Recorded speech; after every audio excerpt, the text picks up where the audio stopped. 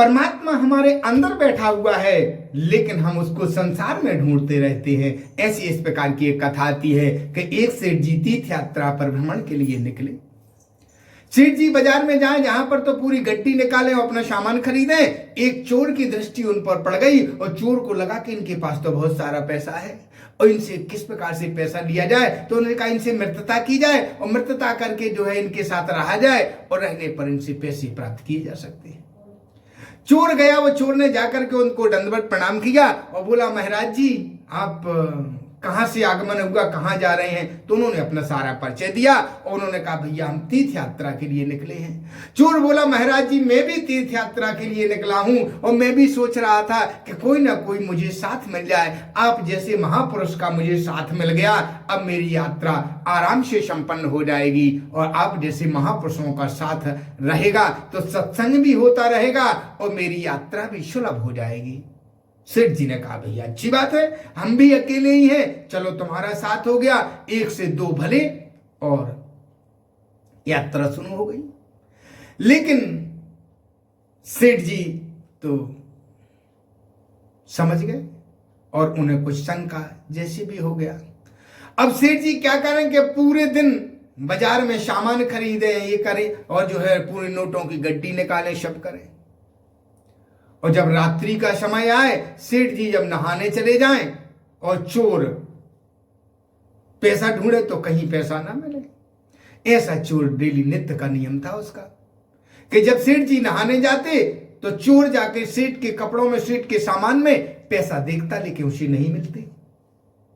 इस प्रकार धीरे धीरे यात्रा चलती रही, धीरे धीरे यात्रा चलती रही। जब कुछ समय दिन बीता और चोर को किसी प्रकार से, जब चोर पूरे दिन देखे कि दिन में सेठ जी जब सामान खरीदते तो जो है पूरी गड्डी निकालते और उसका भुगतान करते, चोर ये सब देखता कि दिन में पैसा दिखता है लेकिन रात में पैसे का पता ही नहीं चलता कहां रखते हैं।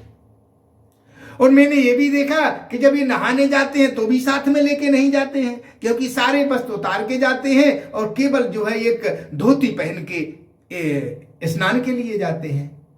तो साथ में स्नान करने जाते तब भी साथ में पैसे लेके नहीं जाते। आखिरकार ये रखते कहां है? एक दिन जब चोर को रहा नहीं गया तो हाथ जोड़कर खड़ा हुआ और बोला, कहां? बोला, भगवान मैं चोर हूं और मैं आपके साथ इसलिए लगा था क्योंकि आपके साथ मैंने बहुत सारे धन संपत्ति रुपए देखे, तो उन्हीं को चुराने के लिए मैंने ये आपके साथ तीर्थ यात्रा करने का एक बहाना बनाया। लेकिन आज 15 दिन पूरे होने वाले हैं, लेकिन ये पता ही नहीं चलता कि पूरे दिन में तो आपके पास में पैसों की गड्डी देखता हूं, लेकिन जब आप स्नान करने के लिए नदी जाते हैं तब भी आप पैसे लेके के नहीं जाते और फिर भी मैं आपके सामान में देखता हूं तो मुझे वो पैसे नहीं मिलते हैं। सेठ जी ने कहा, बेटा हम पहले ही भी जान गए थे कि तुम चोर हो, तुम ठग हो, इसलिए हमें तुम पे पहले से भी भरोसा नहीं था। तो हम क्या करते थे कि जब हम नहाने के लिए जाते थे तो हम अपने पैसे तुम्हारे सामान में रख देते थे और जब हम स्नान के लिए नदी पर निकल जाते थे तो तुम पैसा ढूंढते हमारे सामान में थे, लेकिन पैसा रहता तुम्हारे सामान में था। इसलिए तुम्हें कहां से मिलेगा? क्योंकि पैसा तुम्हारे सामान के अंदर है और उस पैसे को तुम हमारे सामान में ढूंढ रहे हो, तो कैसे मिलेगा? एक कथा केवल यहीं तक सीमित नहीं है। एक कथा ये है, इसी प्रकार हमारे अंतर आत्मा में परमात्मा बैठा हुआ है, लेकिन हम उस परमात्मा को संसार में ढूंढते रहते हैं, संसार में ढूंढते रहते हैं, जबकि परमात्मा हमारे अंतर आत्मा में बैठा हुआ है और उसको हम ढूंढते संसार में हैं।